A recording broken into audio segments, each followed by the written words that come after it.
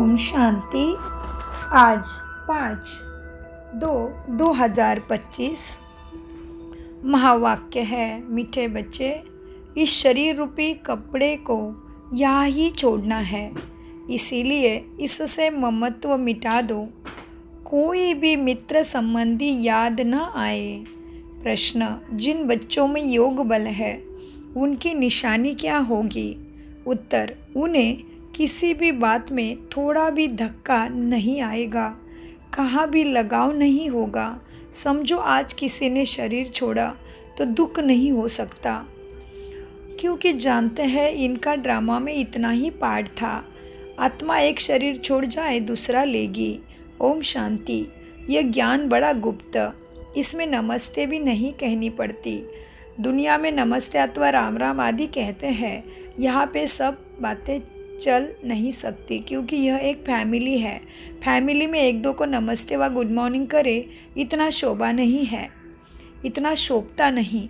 घर में तो खान पान खाया, ऑफिस में गया फिर आया, यह चलना रहता है। नमस्ते करने की दरकार नहीं रहती। गुड मॉर्निंग का फैशन भी यूरोपियन से निकला, नहीं तो आगे कुछ चलता नहीं था। कोई सत्संग में आपस में मिलते हैं तो नमस्ते करते हैं, पाँव पड़ते हैं। यह पाँव आदि पढ़ना नमस्ते के लिए, पाँव आदि पढ़ना ये भी नम्रता के लिए सिखलाते हैं। यहाँ तो तुम बच्चों को देही अभिमानी बनना है। आत्मा आत्मा को क्या करेगी? फिर भी कहना तो होता है। जैसे बाबा को कहेंगे बाबा नमस्ते, अब बाप भी कहते हैं मैं साधारण ब्रह्मा तन द्वारा तुमको पढ़ाता, इन द्वारा स्थापना कराता। कैसे? सो भी जब बाप सम्मुख हो तब समझावे, नहीं तो कोई कैसे समझे। ये बाप सम्मुख बैठ समझाते हैं तो बच्चे समझते हैं। दोनों को नमस्ते करनी पड़ते। बाप दादा नमस्ते। बाहर वाले अगर ये सुने तो कंफ्यूज हो जाएंगे कि यह क्या करते हैं। बाप दादा डबल नाम भी बहुत मनुष्यों के होते हैं ना। जैसे लक्ष्मी नारायण अथवा राधे कृष्ण भी नाम है, तो एक साथ दो नाम है ना। यह तो जैसे स्त्री पुरुष, यह तो जैसे स्त्री पुरुष इकट्ठे हो गए। अब यह तो है बाप दादा। इन बातों को तुम बच्चे ही समझ सकते। ज़रूर बाप बड़ा ठहरा, वह नाम भला डबल है परंतु है तो एक ना, फिर दोनों नाम क्यों रख दिए हैं?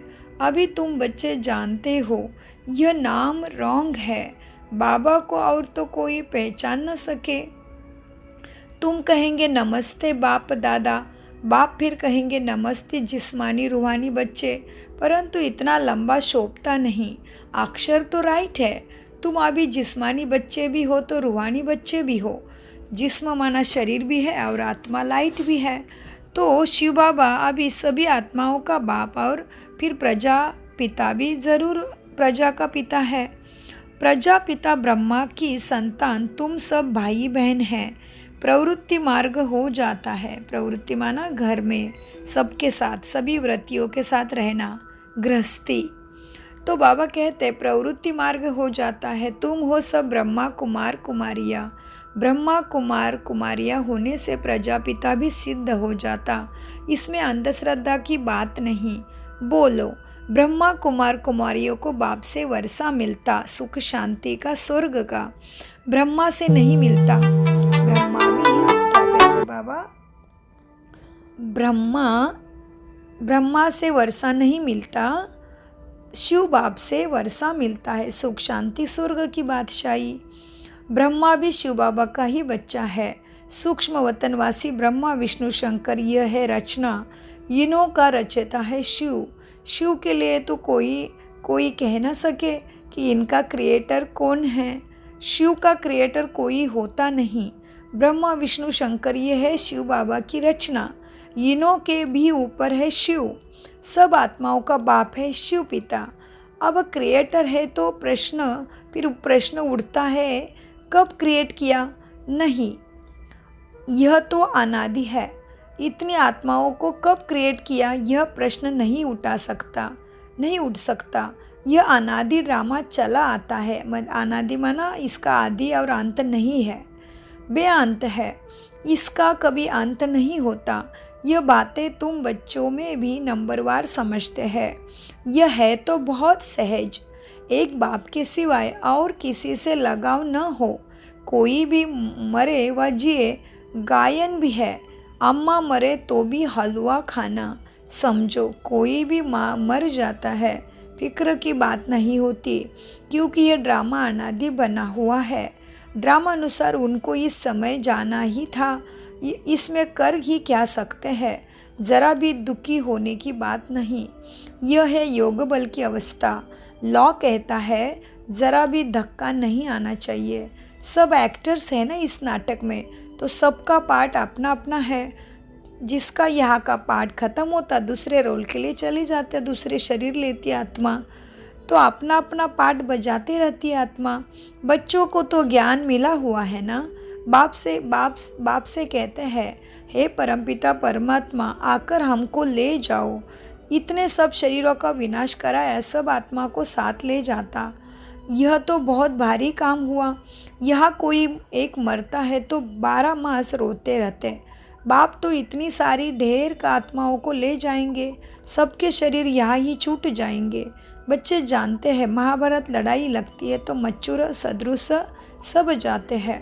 नेचुरल कैलामिटीज़ भी आनी है, ये सारी दुनिया बदलनी है। अभी तो देखो इंग्लैंड रशिया आदि कितने बड़े बड़े हैं। सतयुग में यह सब था क्या? दुनिया में यह किसी की बुद्धि में नहीं आता कि हमारे राज्य में यह कोई भी नहीं थे। एक ही धर्म, एक ही भाषा, एक ही राज्य था। तुम्हारे में भी नंबरवार है जिनके बुद्धि में ये आश्चर्य बैठता है। अगर धारणा हो तो सदैव नशा भी चढ़ेगा कि हम सुख की राज्य के मालिक बनते हैं। नशा कोई को बहुत मुश्किल चढ़ता है। मित्र संबंधी आदि तरफ से याद निकालकर एक बेहद की खुशी में ठहर जाए, बड़ी कमाल है। हाँ, यह भी अंत में होगा। पिछाड़ी में ही कर्मातीत अवस्था को पा लेते हैं। शरीर से भी भान टूट जाता है। बस अभी हम जाते हैं हमारे बाबा के साथ परम धाम। यह जैसे कॉमन हो जाएगा, जैसे नाटक वाले पार्ट बजाए फिर आ जाते हैं अपने घर। यह ध्येय रूपी कपड़ा तो तुमको यहाँ ही छोड़ना है ना। ये सृष्टि रंगमंच पे तुम अपना पार्ट बजाने, एक्ट करने, नाटक करने आए हो, तो इसमें अटक नहीं सकते। यह कपड़े यहाँ ही लेते हैं, यहाँ ही छोड़ते हैं। यह सब नई बातें तुम्हारी बुद्धि में है और किसी के बुद्धि में यह है ही नहीं। अल्प और अल्प है सबसे ऊपर में, माना भगवान। कहते भी है ब्रह्मा द्वारा स्थापना, शंकर द्वारा विनाश, विष्णु द्वारा पालना करते भगवान, लेकिन कैसे करते वो नहीं जानते। अच्छा, बाकी शिव का काम ही क्या है? ऊंचे शिव बाबा को कोई जानते भी नहीं। कह देते हैं भगवान सर्वव्यापी है। यह सब उनके ही रूप है। सारी दुनिया की बुद्धि में यह पक्का हो गया है कि सब देवी देवता भगवान के रूप है, इसलिए सब तमोप्रधान ही बन पड़े। बाप कहते हैं सारी दुनिया दुर्गति को पाई है, फिर हम ही आकर सबको सद्गति देते। अगर भगवान में सर्वव्यापी है तो क्या सब भगवान ही भगवान हो गए क्या? एक तरफ कहते ऑल आर ब्रदर्स, फिर कह देते ऑल ब्रदर्स, फिर ब्रदर्स भी कहते ऑल ब्रदर्स, फिर कह देते ऑल ब्रदर्स। समझते नहीं हैं। अगर ऑल ब्रदर्स है तो भगवान कैसे हो गए? अब तुम बच्चों को बेहद का बाप कहते हैं, बच्चे मुझे याद करो तो तुम्हारे पाप कर्म विकर्मों का विनाश होगा। तुम्हें इस दादा को, मम्मा को भी याद नहीं करना है। बाप तो कहते हैं ना कि मम्मा न बाबा, कोई की महिमा कुछ भी नहीं। शिव बाबा से ही संपूर्ण प्राप्ति होनी है। शिव बाबा न होता तो ये ब्रह्मा भी क्या करता? इनको याद करने से क्या होगा? हाँ, तुम जानते हो, इन द्वारा हमको बाप ज्ञान देते हैं। हम बाप से वर्षा भी ले रहे हैं, ये तो निमित्त मात्र है। मम्मा बाबा, ब्रह्मा बाबा भी निमित्त मात्र है। तो हमें बाप से वर्षा मिलता है, इनसे, ब्रह्मा से और मम्मा से नहीं। यह भी उनसे ही वर्षा लेते हैं, तो याद भी बाप को ही करना पड़े ना। यह तो बीच में ब्रह्मा दलाल है, निमित्त है, भगवान का रथ है। बच्चे और बच्ची की सगाई होती है ना, तब याद तो एक दूसरे को करेंगे ना। शादी करने वाला तो बीच में दलाल ठहरा। इन द्वारा बाप तुम आत्माओं की सगाई अपने साथ कराते हैं। तुमने ही गाया पतित पावन, तू माता पिता बंधु सखा स्वामी।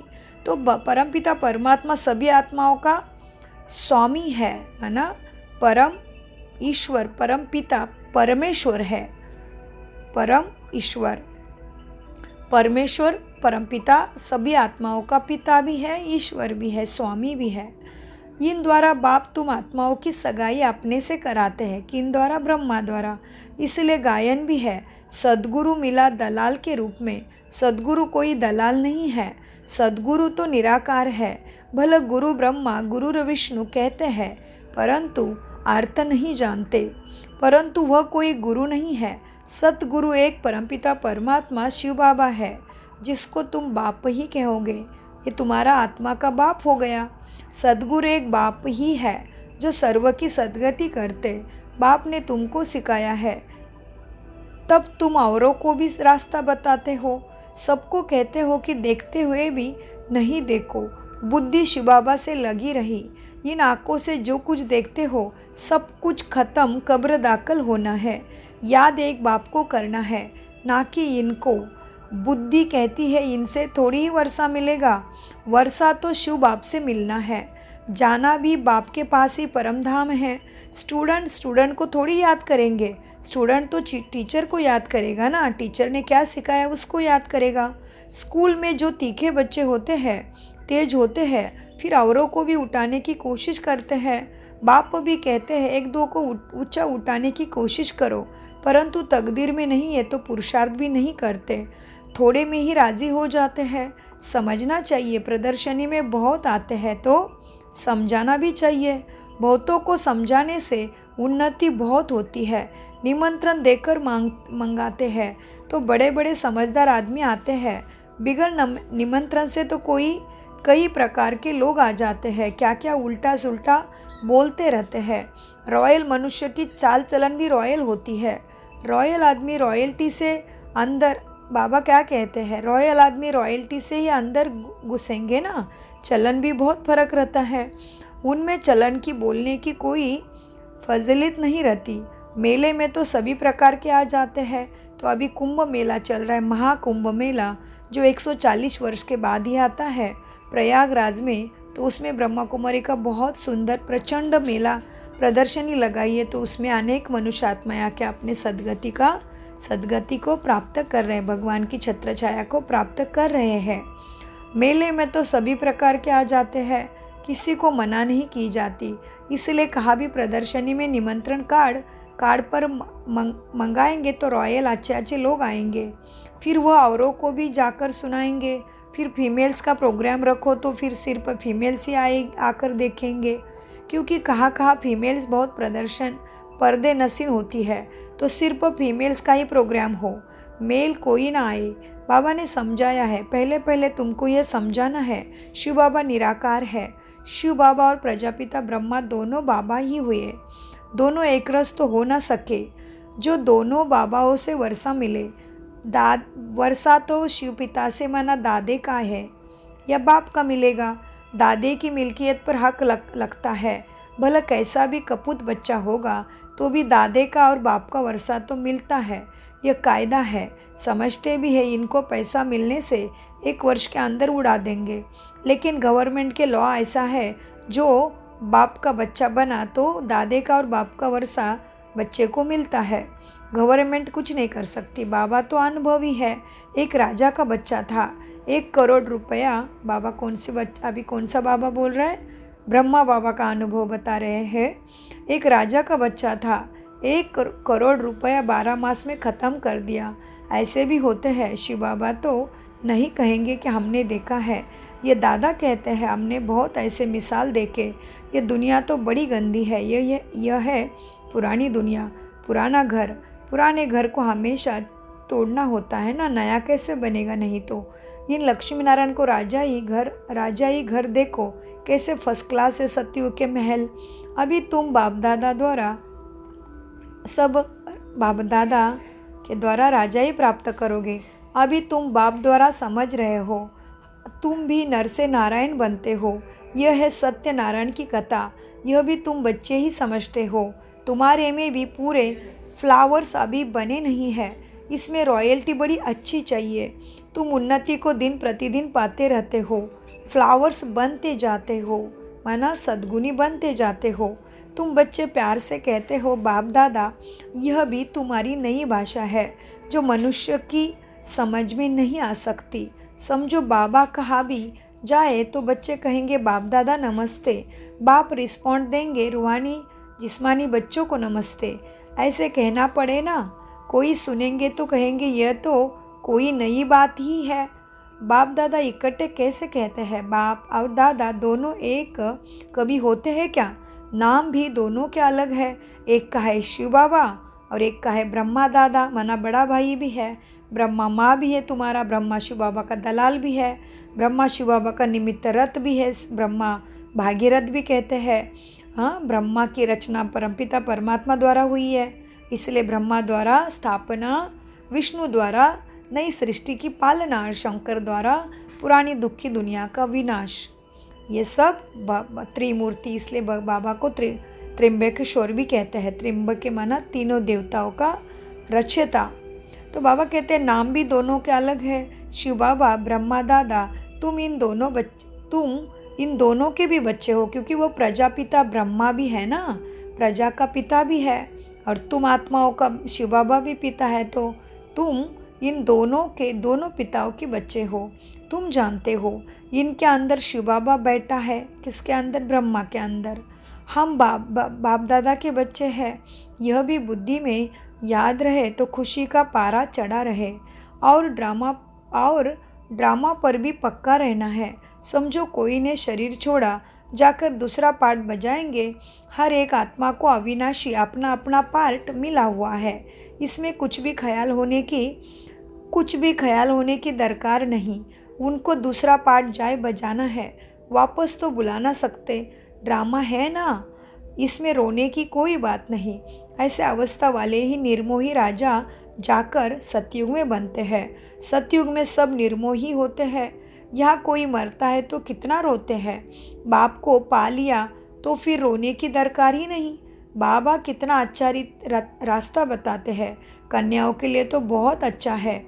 बाप फालतू पैसे खर्चे कर और तुम जाकर नर्क में पड़ो, इससे तो बोलो हम इन पैसों से रूहानी यूनिवर्सिटी कम हॉस्पिटल खोलेंगे। किस लिए बोला बाबा ने? शादी में कितना खर्चा करते इसलिए।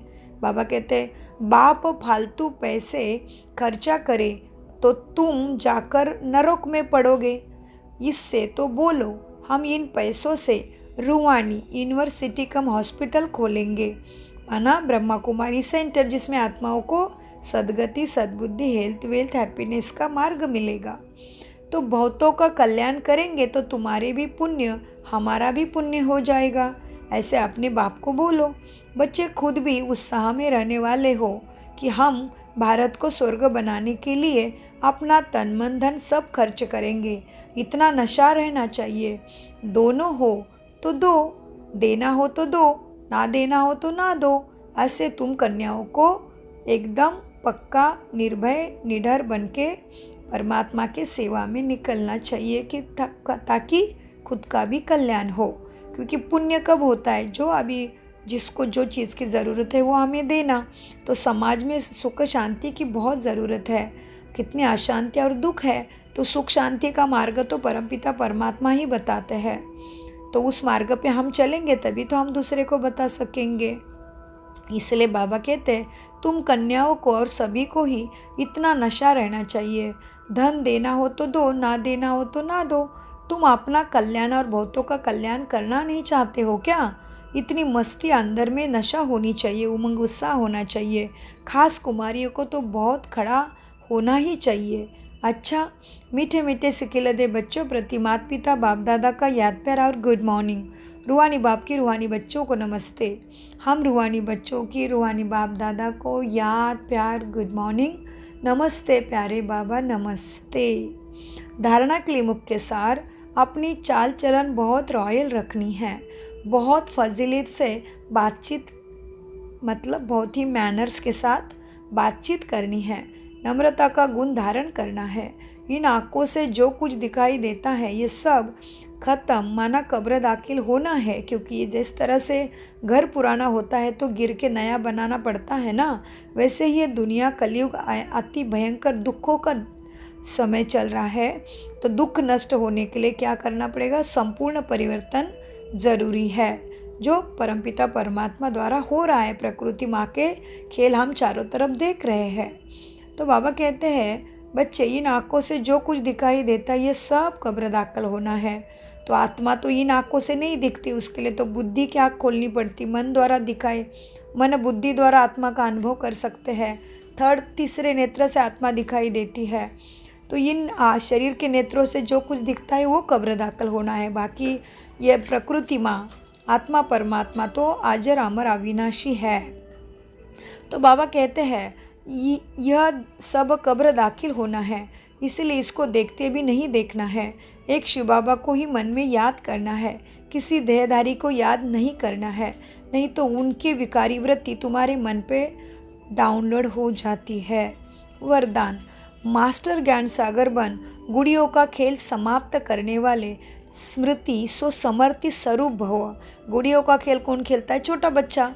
तो बाबा कहते हैं इतने मैच्योर हो जाओ जो माया तुम्हें नहीं फंसावे अभी। तो गुड़िया का खेल माना डॉल के साथ खेलना। डॉल के साथ कौन खेलता है? छोटा बच्चा। बड़ा मनुष्य डॉल के साथ खेलने के लिए टाइम निकालेगा क्या? सोचो।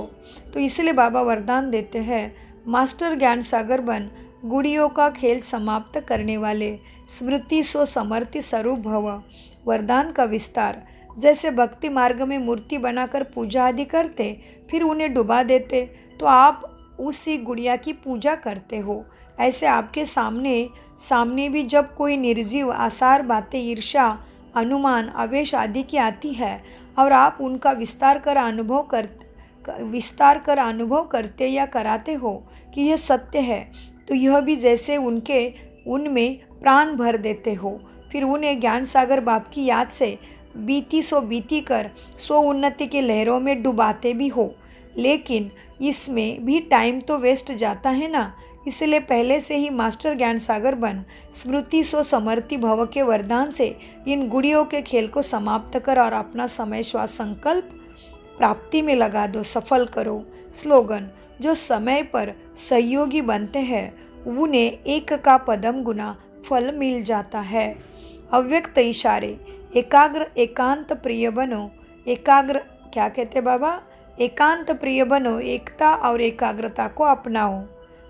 जो भी राजनेता एवं धर्म नेताएं हैं उनको पवित्रता और एकता का अनुभव कराओ।